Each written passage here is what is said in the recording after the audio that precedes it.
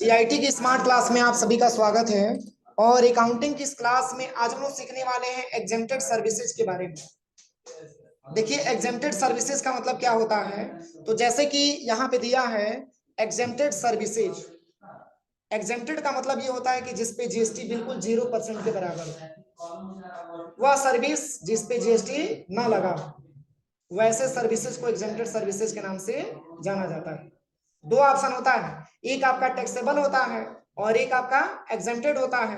तो taxable services के बारे में मैंने पढ़ा ही रखा है आपको, लेकिन आज की क्लास में जो पढ़ना है वो है आपका एग्जेम्प्टेड। और एग्जेम्प्टेड का मतलब ये होता है कि जिसपे जीएसटी लगा ही ना हो। तो जैसे कह रहा है कि यहाँ पे कह रहा है exempted services are the service which are not subject to tax. मतलब इसको टैक्स के अंतर्गत, इसको टैक्स सब्जेक्ट के अंतर्गत नहीं रखा गया है। किसको? एग्जेम्प्टेड को। मतलब एक प्रकार का ये 0 के बराबर हमारा टैक्स होता है। और कह रहा है कि सम एग्जेम्प्टेड सर्विसेज, मतलब कौन कौन सी ऐसी सर्विसेज हैं जो एग्जेम्प्टेड में आते हैं, जिसपे जीएसटी नहीं देना होता है। तो क्या बताया जा रहा है, रेंट कह रहा है कि renting of residential house for use of residence. मतलब इसका मतलब ये हुआ renting of residential house for office, क्या कह रहा है, फॉर यूज ऑफ रेजिडेंस। मतलब जैसे कि जो हम रहने के लिए जो रूम देते हैं, देखे ना आप लोग, जैसे कि क्या होता है, जैसे भाड़े पे रूम दिया जाता है बच्चों को रहने के लिए या लोगों को रहने के लिए रूम दिया जाता है, तो उस पर अलग से जीएसटी नहीं लिया जाता। लेकिन वही रूम अगर बिजनेस के पर्पज से दिया जाएगा तो उस पर जीएसटी लिया जाता है। जैसे दो प्रकार से रूम बांटा जाता है। एक तो मान के चलिए कि रूम आप बांटते हैं किसके लिए, कि दुकान करेंगे, अपना इनकम वगैरह करेंगे, तो उसमें हमको कुछ आमदनी होगी, कुछ हमको मतलब जीएसटी वगैरह देंगे, उस पर टैक्स वगैरह लगता है। लेकिन जो रहने के लिए घर दिया जाता है, ठीक है, जो उसमें रेंट पे दिया जाता है, उसमें जो है जीएसटी नहीं लगाया जाता है। और फिर क्या कह रहा है, कह रहा है कि रेजिडेंशियल, कह रहा है कि transmission of electricity bye N electricity utility.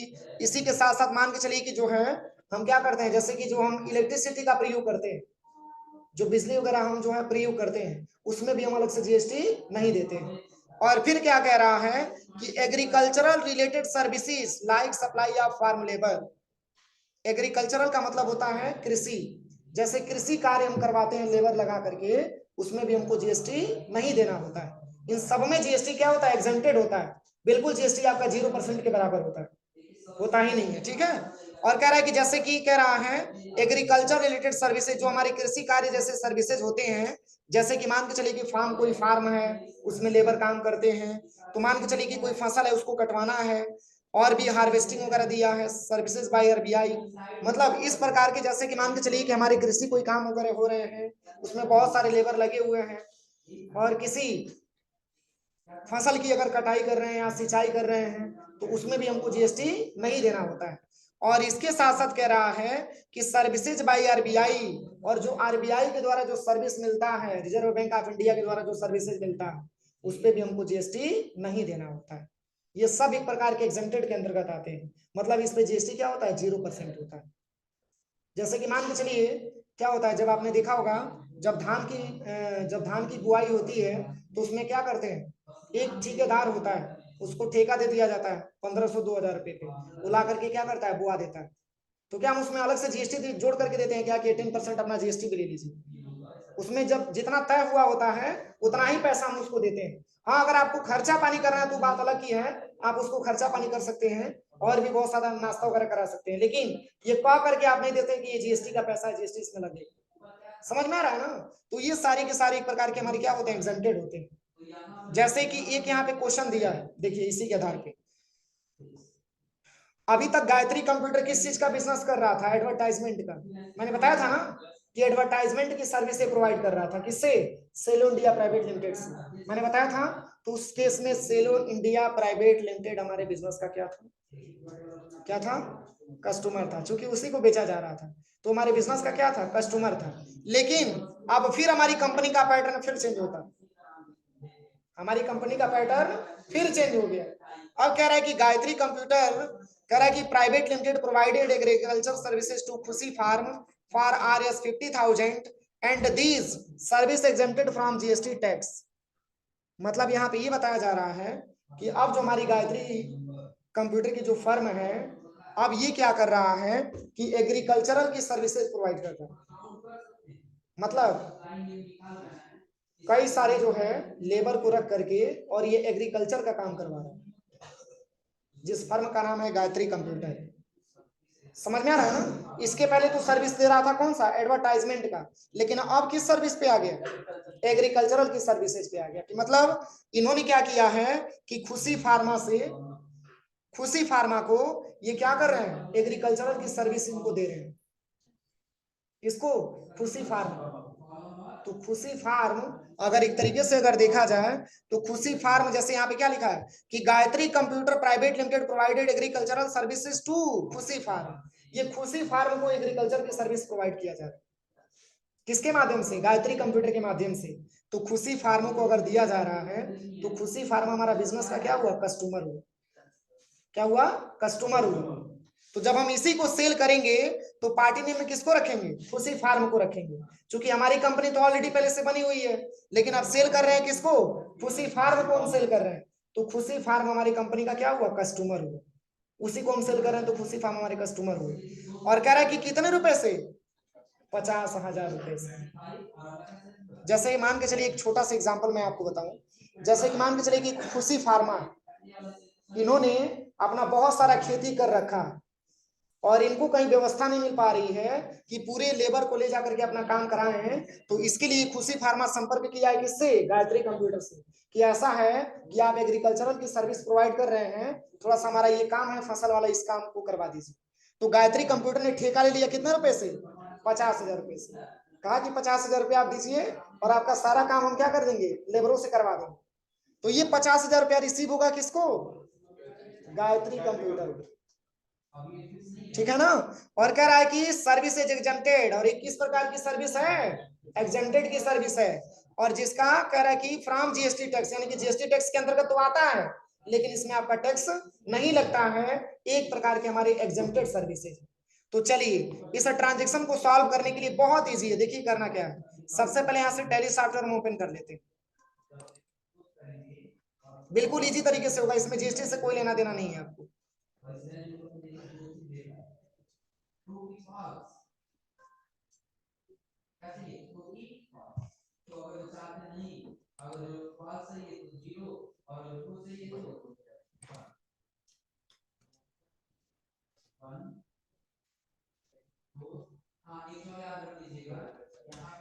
चलिए यहां से आ जाते हैं सबसे पहले बाउचर पे, और यहां से F8 बटन प्रेस करते हैं, नॉर्मल बस केवल आप सेल्स बाउचर को लीजिएगा, ठीक है ना।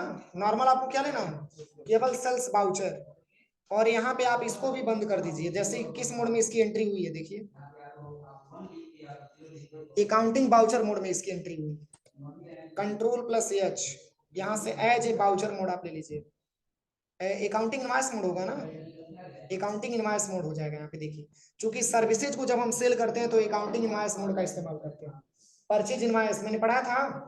तो चलिए किस पार्टी को सेल किया जा रहा है, खुशी फार्मा।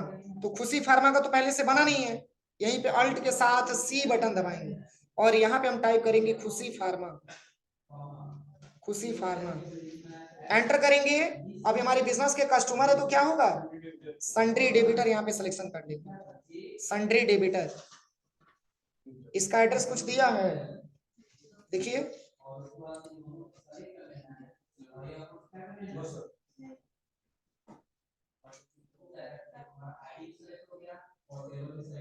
नहीं दिया है ना, चलिए छोड़ दीजिए कोई दिक्कत नहीं, एंटर करिएगा और यहाँ पे आपको अब एंटर करिएगा। अब क्या चीज सेल किया जा रहा है, एग्रीकल्चरल सर्विसेज। तो जब हम एग्रीकल्चरल की सर्विसेज अगर हम प्रोवाइड करेंगे तो हमारे लिए इनकम होगा कि एक्सपेंस होगा, बताइए, इनकम होगा। जब हम सर्विस बेचेंगे तो इनकम ही तो प्राप्त होगा ना। तो यहाँ पे अल्ट के साथ सी बटन दबाइएगा और यहाँ पे आप भरिएगा एग्रीकल्चरल, एग्रीकल्चर सर्विसेज, एंटर करिएगा।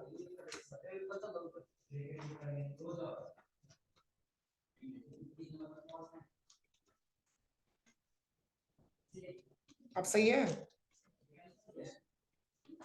एग्रीकल्चरल सर्विसेज एंटर करेंगे, किसके अंतर्गत आएगा, इनडायरेक्ट इनकम के अंतर्गत आएगा, इनडायरेक्ट इनकम।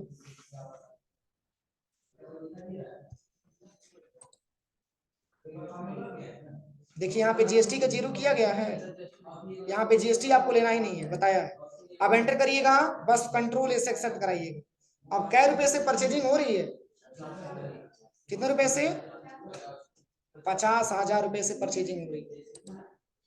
बस कुछ नहीं करना है, यहाँ पे आकर के बस यहाँ पे 50,000 मेंशन कर देना है।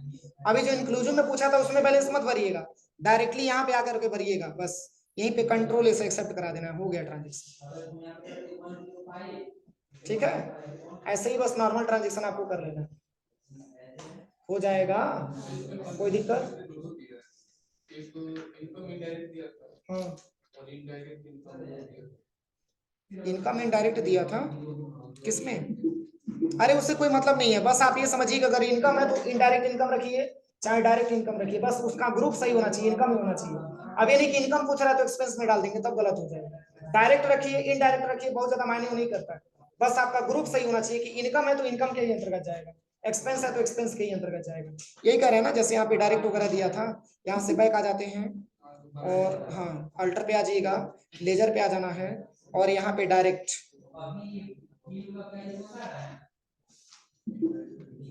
डिस्प्ले डे बुक F4, इसमें ले लेना है आपको सेल्स वाउचर, यही था ना।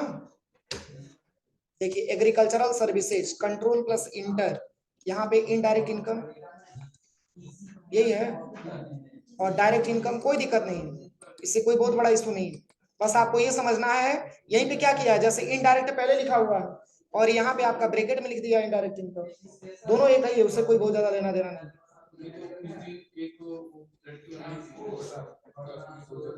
उसने डाला था सन्ड्री क्रेडिटर्स, हमसे आपने 2,000 दिया था, सन्ड्री क्रेडिटर तो पहले से लेजर गलत गलत बना होगा।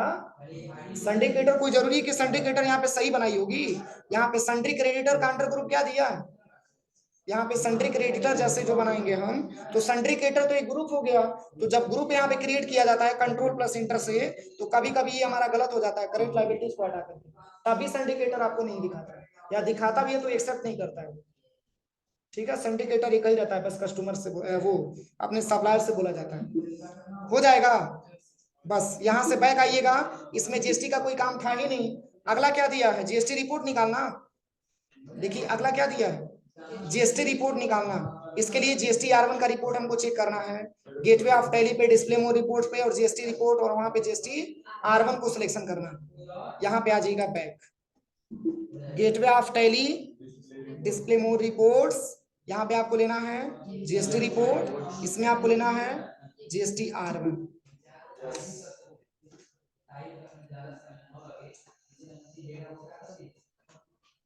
ये रिपोर्ट आपको चेक करके दिखा, टोटल वाउचर 63, टोटल वाउचर हमारा 71 दिखा, इसमें टोटल वाउचर में 63 आया है, लेकिन कुछ मैंने एक्स्ट्रा भी ट्रांजेक्शन किया है, वो सारा बढ़ा करके हमारे यहाँ पे दिखा, हो जाएगा। कोई दिक्कत किसी को? हो जाएगा प्रैक्टिकल, यहाँ तक करिए आप लोग। हाँ अब सब बताएंगे, अब आज ही सब नहीं होगा, और भी तो समझिए।